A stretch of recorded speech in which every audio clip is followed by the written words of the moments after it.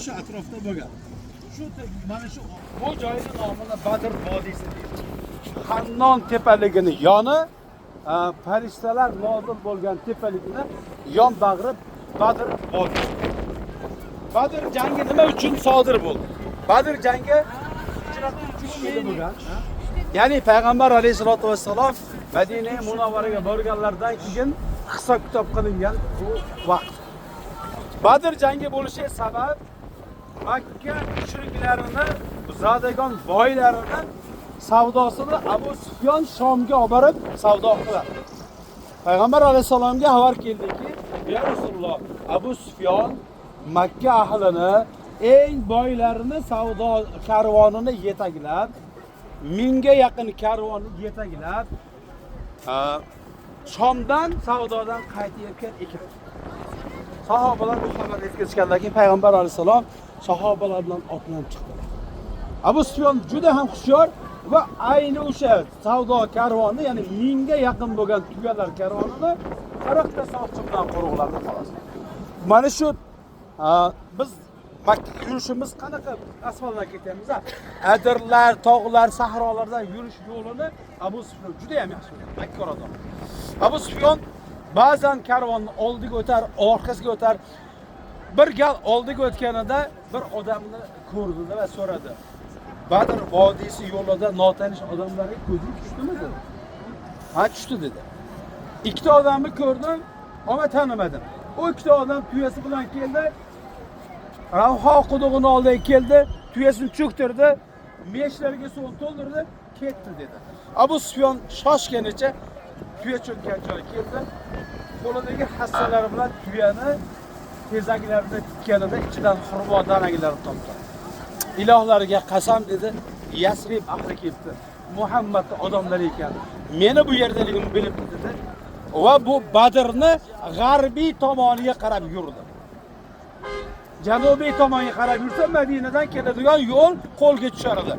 U qo'lga tushmaslik uchun yo'nalishni o'zgartirdi va o'zidan bitta askari, ya'ni 40 tadan bittasini aytdiki, mendan avval borasan, Makkaga borib ahvolni tushuntirasan.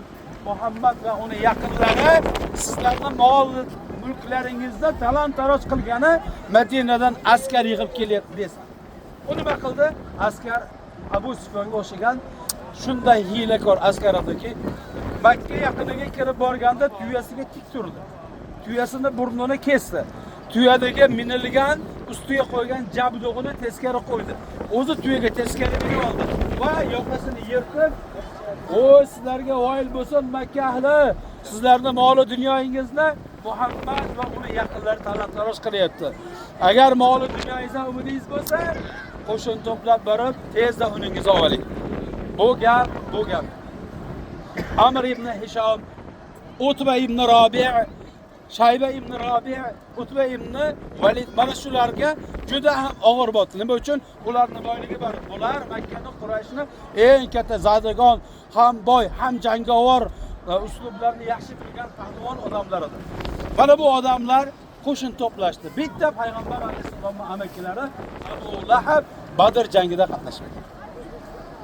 Bular jangga chiqar ekan, 1300 ta odam to'plandi. 1300 ta odam to'planib yo'lga chiqayotganida ularga bitta muammo tug'ildi. Nima? Banu Bakr qabilasi bilan Makka ahlini orasida tafovut bor, ya'ni kelishmovchilik bor. Qo'rquvlar shunda bo'ldiki, Banu Bakr qavmidan bizni orqamizdan pistirma bo'lsa va biz Muhammadga yetmay turib pistirmaga uchrasak, ham mol dunyoyimizdan, ham yaqinlarimizdan ayrilib qolsak-chi deganda shayton alayhillana odam qiyofasiga kirib, "Men Banu Qurayzaning kattasiman" dedi. "Sizlarni Banu Bakrdan kafolatga olaman, toki Badrga yoki Madinaga yetib borgunizcha." Haqiqatan ham shayton Badrgacha keldi. Birga yurdi. "Men Banu Qurayzani boshlig'iman, meni kafolatimdasiz" deb keldi. Bu joyga kelguncha 1300 ta askardan 100 tasi dedilar, 100 tasi otliq zirhlangan.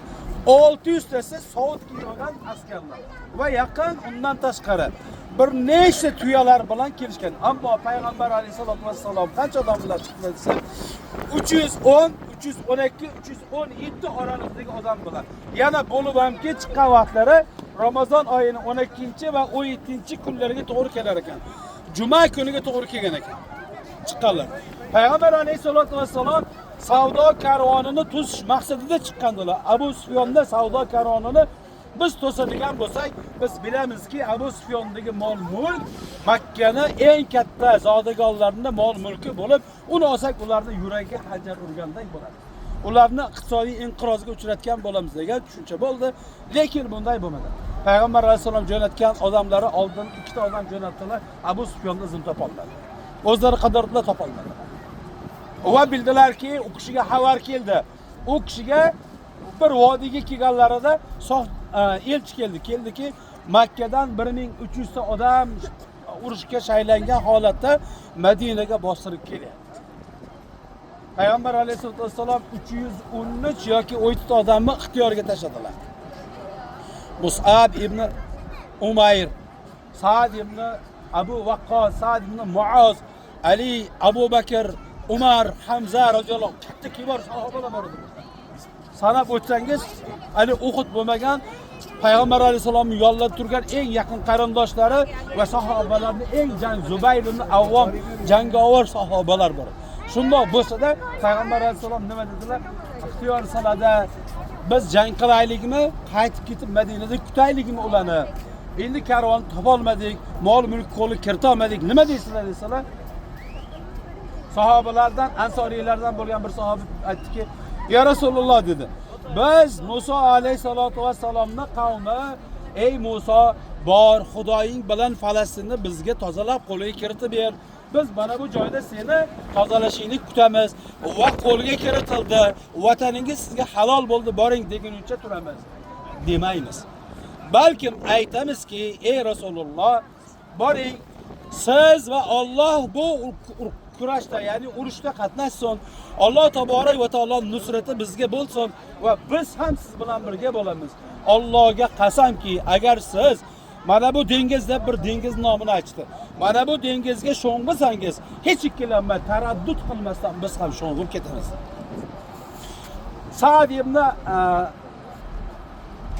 Abu Waqqas ansoriylardan, Allohning ya Sa'd ibn Mus'ab. Ana shu kishi ansoriylardan kattasi bo'lgan Payg'ambar alayhisolatu vassalom ulardan bir javob kutayotgandilarki, ansoriylar bilan Makka muhojirlarni ikkiga bo'lgandilar, qo'mondan ikkiga bo'lgandilar. Ular endi Madinadan tashqarida bo'lganda meni himoya qilarmikin? Meni yonimda turib, ular bay'at berganidaki, bay'atda shunday va'da berishgan edi Payg'ambar alayhisalomga, sizni mol-mulkingiz, obro' e'tiboringiz, qoningiz biz uchun himoya qilishligimizga vojib bo'lgan amaldir deyishgan edi. Meni turgan bu Badr vodiyim endi Madinadan uzoq bo'ldi. Madinadan chiqib ketganimdan keyin ularning zimmalaridagi bu vazifa ijrosi, kuch-quvvati qoldimikin degan ikkilanishda Sa'd ko'zlarim nima deysan deganlarda Sa'd aytdilarki, "Men Madinada qolgan ansoriylar nomidan aytaman, ya Rasululloh, sizning gumoningizni men bildim. Men Madinadan uzoqda bo'lsam, Madina ahli meni himoya qilmasa-chi degan qo'rquvingiz turibdi. Allohga qasam, siz nimani buyursangiz shuni qilamiz." Va ular qarang, mana shu joyda bitta katta maktab bor ekan. Bizni ortimizda qolgan, ya'ni 300 tadan oshiq odam yana bor edi, minglagan ummat bor edi, sahobalar bor edi. U qolganlar bizni bu joyda hozir urushga kirishimizni bilishmadi. Agar bilishganda edi, ular ham bizdek labbayki ya Rasululloh, biz moli dunyo, jonimiz, qonimiz bilan sizni himoya qilamiz degan bo'lishar edi. Payg'ambar alayhisalom bundan quvondilar va Sa'dning haqqiga duo qildilar va Payg'ambar alayhisolatu vassalom Badr yaqiniga kelib bir quduqning oldiga tushmoqchi bo'lganlarida ansoriy sahobalardan yana Sa'd keldilarda, u kishi jangovar uslubni, strategiyani yaxshi bilgan sahoba edilar. Aytdilarki, "Ya Rasululloh, bu tadbirni Alloh taolo sizga ilhom qilib vahiy qildimi yo shaxsiy o'zingizning tadbiringiz, o'zingizcha bu narsani qilyapsizmi?" desalar, "Ha, o'zimcha qilyapman" desalar, "Hozir yomg'ir yog'ishi mumkin, havo yaxshi emas. Agar borda yomg'ir yog'sa bu quduq atrofi botqoq bo'lib qoladi. Askarlarga qo'zg'aling, jang qilgani boramiz desangiz, keyin ularga malol keladi. agar rozi bo'lsangiz, avvalo biz Badr atrofidagi hamma quduqlarni og'zini yopaylik. Suv olishdan, foydalanishdan u dushmanimiz bo'lgan mushriklarni man qilaylik.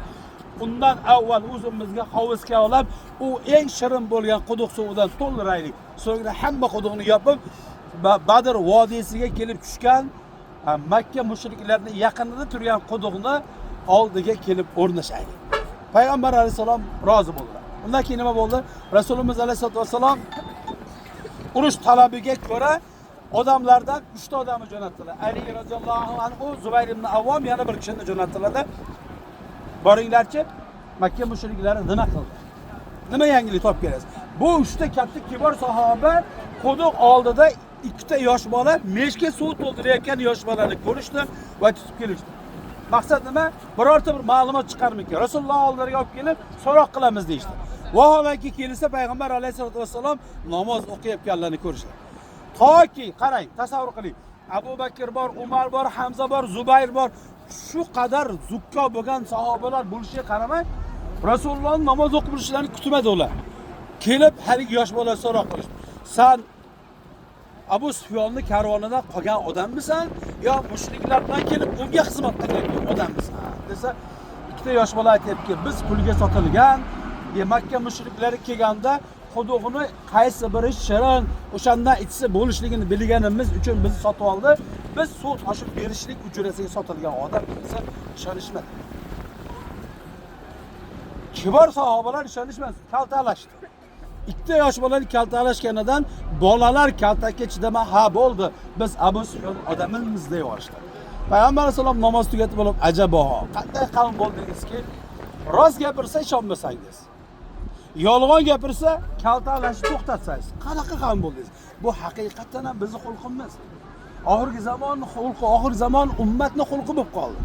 Rost gapirsa ishonmaymiz savdoda. Masalan, aytadiki, men shunchaga olganman, buncha foyda ko'rmasangiz ishonmaydi. Vallohi ishonmaydi. Yolg'ondan gapirib, foydasini katta qo'ysa yoki umuman olganini aytmasam, "Voy, mana shu to'g'ri gapirdi" dedi, u savdo qiladi. Savdogarlar bor. Ummatning ahvoli shu. Payg'ambar alayhisalom tabassum qilib qo'ydilar, keldilar, bolalarni boshini siladilar-da, "Kimdansan?" dedilar. Biz Makka mushriklariga xizmat qiladigan bu quduqlarni qaysi biri shirin ekanligini yaxshi biladigan va ularga suv toshib berishlik evaziga sotilgan odammiz. Qancha odam bor Makkadan kelgan dedilar. Sotmadi. Yosh bola sotmadi. Bizda qand berib sotib yuboradi, pul berib sotib yuboradi. Payg'ambar alayhisalom zikkorlarni qarang, Alloh ilhom qilganda so'rayaptilar. Ular nima qilyapti dedilar. Ular bazm qilyapti. Amr ibn Hishom Payg'ambar alayhisalomga chiqib jangovar uslubga kelganlarni bilgan edi. Abu Sufyon odam jo'natgan edi. Men o'tib ketdim, Makkaga yetib bordim, mol dunyolaringni bexatar Makkaga yetib bor, qaytinglar bo'ldi. Sizlar talofat ko'rasiz. Bu jangni yutmaysiz desa, Amr ibn Hishom aytgan ediki, unda u bosh qo'mondan edi. Meni sha'nimga to'g'ri kelmaydi, ayollarim oldiga borganlar nima deyman?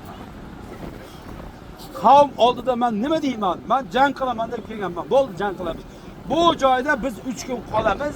Ha jang bo'lsin, ha bo'lmasin, 3 kun ichida ziyofat beramiz va bizni qanday jangovar uslubimiz bor ekanligini, qay darajada boy ekanligimizni shu yaqin o'rtadagi qavm bilib qo'ysin va xususan musulmonlar bilsinki, bizga qarshi chiqa olmasligini. Bizni bu haybatimiz ular uchun tushsin dedi. Nima bo'ldi? Payg'ambar sollallohu alayhi vasallam so'radilarki, unda ziyofatlar nimadan bo'lyapti dedilar. Ular bir kun 9 ta tuya so'yishadi, bir kun 10 ta tuya so'yishadi. Payg'ambar alayhisalomga qarang zikkorlangan. Bitta odam qancha tuya go'sht yeydi? Chamalayapti. Demak 9 ta yo 1000 ta odam bor ekan deyapti. Musulmon odam Umar ibn Xattob gaplari bor. Musulmon odam shunaqa zikko bo'ladi. Gapidan biladi kimligini. Va Rasulimiz odamlarni jangovar holat keltirib saflaganlaridan bir ansoriy sahobaga kamonni nayzasi qorniga tegib ozor berdi. Ya Rasululloh, Allohga qasam, men jangga kirishdan oldin xunimni so'rayman. Menga xunimni bering. Meni qornim og'ridi. Meni qornimga ozor berdingiz dedi. Payg'ambar sollallohu alayhi vasallam keldilar, qornlarini ochib berdilar. Shunday turdi, sahobalar hammalari hayron. Mahkam quchoqladida o'pib oldi va aytdilarki, hozir bilmayman, shahid bo'lishim mumkin. Oxirgi jasadga tekkan jasadim jannat ahli bo'lgan, bizni aziz bo'lishimizni sabab bo'lgan Rasulullohning jasadlariga tegsa deb umid qildim. Shuning uchun qasos olishni so'radim. Ana muhabbat. va sahobalar birma-bir jangga chiqishdi. Utbaga Payg'ambar alayhisolatu vassalom 3 ta kichkina ansoriy jangovar jang qila oladigan sahobalar chiqarsalar, Utba, Shayba bular chiqib aytdiki, bizni ey Muhammad mensimayapsanmi? Bizga o'zimizni qarindoshlarimizni qo'y. Jang uslubini yaxshi biladiganlarni qo'y deganlar. Jarchisi orqali Payg'ambar alayhisalom Hamza chiqing dedilar. Ubayd chiqing dedilar. Va Ali chiq dedilar. Uchchalarga 3 ta jang pahlavon umrida yengilmagan odamni qo'ydilar. Uchchalasi ham yengdi, o'ldi. Jang shu qadar bo'ldi. Oxir oqibat mushriklar yengildi. Abu Jahlni Abdurrahmon ibn Avf aytadilar. Allohga qasam dedilar. Meni oldimda 2 ta yosh bola paydo bo'lib qoldi. Qilich ko'tarib olgan ekan dedi. Kimsan desam, ansoriylardanman. Mendan so'ragan savoli hayratga tushirdilar. Ey amaki deyapti Abdurrahmon ibn Avfga. Ey amaki, Rasululloh so'kkan odam bor ekan. Orqalardan tuhmat qilgan odam bor ekan. Ismi Amr ibn Hisham, Abu Jahl ekan. Bizga ko'rsatib qo'ya olmaysizmi? Ko'rsataman dedi. Biz shundan o'ch olishimiz kerak. Gapi tugamay turib ro'paramda Abu Jahl paydo bo'lib qoldi. Voy bolalar, mana Abu Jahl deyishim bilaman, ikkalasi bor o'ldirib qo'ydi. Ikkalasi bor o'ldirdi. Payg'ambar alayhisolamga buni xabari bordi, oldirib keldilar. Ikkalasi talashadi. Ya Rasululloh, birinchi men qilich urdim desa, ikkinchisi men urdim dedi. Qilichingizni artdingizmi dedi. Yo'q, artdim. Ikkalasini qilichida qon bor edi. Rasululloh sollallohu alayhi vasallam adolatini qarang. Ikkalasi teng bo'ldiribsiz dedi. Amirning ustida turgan qimmatbaho kiyim-kechani yeching, ikkalasiga meros qilib bering dedi. Va Badrda asr tushdi. Eng qizig'i Alining akalari bor edi. Eng qizig'i Hakam ibn Hizom bor edi. Bular kelgusida iymon keltiradigan zotlar edi. Bular asr tushdi. Abu Bakrning qarindoshlari bor edi. Payg'ambar alayhisolam asrlar nima qilamiz dedilar. Umar roziyallohu anhu keldilar-da, "Ya Rasululloh, menga o'zimni qarindoshim qo'ying. Har bitta odam o'zining qarindoshini qo'yib o'ldirsin" dedi. Shu qadar qattiq edi. Agar shunday bo'lganda edi, Ali Ja'far bilan urushib Ja'farni o'ldirgan bo'lishlari kerak edi. Hakim ibn Hizom aytadilar. O'sha kuni jangdan ozgina avval 3 tamiz suv ichgani bordik buloqqa, quduqqa borganimizda musulmonlar quduqqa kelgan hammani o'ldirishdi, illo men o'lmay qutulib qoldim. Keyinchalik qasam ichsam, Allohga qasam deyishdan avval Badrda o'ldirmay qoldirgan Allohga qasam deydigan bo'lib qoldim dedi. Va asr tushganlar hukmi Abu Bakrning hukmi bilan o'qildi. Qanday bo'ldi? Abu Bakr Siddiq aytdilar-ki, "Ya Rasululloh, bularning ichidan pul to'laydiganlar bo'lsa, bunini ayting, pulini to'lasin, bizga islomga mador bo'ladi, evaziga ozod qilaylik" dedilar. Va bularning ichidan ziyolilari bo'lsa, bizni bilimsiz ummatga o'qitsin, o'rgatsin, ilm ulashgan bo'lsin, evaziga ozod qilaylik dedilar. Alloh taborak va taolo nima qildi? Tanbih berdi. Ey Muhammad, Rasululloh Xudo, siz nima qilyapsiz? Hali din quvvatlanmagan bo'lsa, Umarning gapi to'g'ri edi. Nima uchun shuni qilmadingiz? Ana Umar roziyallohu anhu gaplari to'g'ri edi. Alloh taborak va taolo tasdiqladi. Bu joyga kelib biz bu voqeani ozgina bo'lsa-da eslashimizdan maqsad nima desa, ummat shu qadar tayyor bo'lish kerakki, vatanning himoyasida, dinining himoyasida. Hozir armiyaga olib ketaman san desa, xotinimdan so'ray, ota-onamga aytib qo'yay, aka-ukalarimga bildirib, bu ummat emas. 300 ta sahoba shunday qilishdi. Alloh taborak va taolo shunday nusrat berdi. Bu joyga maloika o'zicha tushmadi. Payg'ambar alayhisalom mana shu yoniga chodir tikdilar. Sa'd aytdilar, "Ya Rasululloh, biz jangga kiramiz, ko'nglimiz xotirjam kirib keta olmayapmiz. Sizga chodir qo'yaylik, Abu Bakr bilan kiring. Yoningizda Abu Bakr sizni qo'riqchingiz bo'lsin. Yoningizga otni jihozlab qo'yaylik. Mabodo biz mag'lub bo'lsak, bizga qaramang, o'lsak ham Madinaga qayting, siz dinni tarqatishingiz kerak" deb kirib ketishgan edi.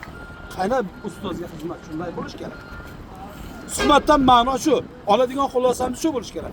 Payg'ambar alayhisalom shu qadar Allohga yolvorib so'radilarki, "Ya Alloh, sen menga va'da qilganing izaja Nasrulloh surasi tushganida aytganidiki, vaqtiki sizga Robbingiz nusratni e'lon qiladi. Juda ham yaqin qoldi" degan oyat tushgan edi. Qani o'sha nasr? Qani o'sha yordam? Qani o'sha va'da deb so'rayverdilar. Hatto duo qilganlarda Abu Bakr Siddiq aytdilar. Rasululloh duo qilaverdilar, yelkalarida chopon tushib ketdi. Keldim, yelkalarida choponni o'radim. "Ya Rasululloh, bo'ldi. Alloh taborak va taologa bu qadar qattiq turmang. Alloh taolo eshitdi, malokani tushadi" dedilar. Gaplar tugamay turib, Payg'ambar alayhisalom mudroq ushladi. Uxlab qoldilar. Cho'chib uyg'ondilar. Qarasalar, Aytdilarki, men dedilar Jibrilni ko'ryapman. Jabroil alayhissalom otini uzangini ushlab, yelkasida dunyo changini yuqtirib, oldimga kelayotgani va lashkarlar bilan kelayotganini ko'rdi. Alloh taborak va taolo Anfal surasida va'da qildi: "Ya Rasulim, sizga nusrat yaqin, sizga ketma-ket keladigan, mag'lub bo'lmaydigan minglagan farishtalar nozil qilyapman. 3-qavatda xizmat qiladigan farishtalar tushdi. 3-qavat osmonda xizmat qiladigan farishtalar shu kun Badr jangida payg'ambar alayhisolatu vassalomga yordam keldi. Sahobalar aytdilarki, Allohga qasam biz bitta mushrikni o'ldirmoqchi bo'lsak, qancha novush ishtalardi. Endi o'ldiramiz desa kallalar uzilganini ko'rardik. Endi o'ldiramiz desa bir o'lik oldimizga tushardi, ko'mka bo'lib qolardi. Ya Rasululloh, nimadan bu? Ha, bu farishtalarning nusratidan ekan deydi. O'sha kuni Badrga qatnashganlarga Allohning va'dasi bo'ldi. Alloh ulardan rozi, endi umrlarini oxirgacha nima qilsa Alloh taolo qaramaydi degan roziligini e'lon qildi. Nima uchun? Xolislik uchun. Nima uchun desa, dinni quvvatiga shay bo'lib, bo'ldi, men roziman, o'ylanmadi, taraddud qilmadi. Rasululloh biz tayyormiz deganligi uchun va turib berganligi uchun. Alloh taborak va taolo shunday qildiki, Badr jangidan ozgina avval yomg'ir berdi. U yomg'ir mo'minlarning ustini ko'l qildi. Ammo Alloh taborak va taolo shu yomg'ir bilan qalblarga qo'rquv chiqarib yubordi. Ana sababiyat.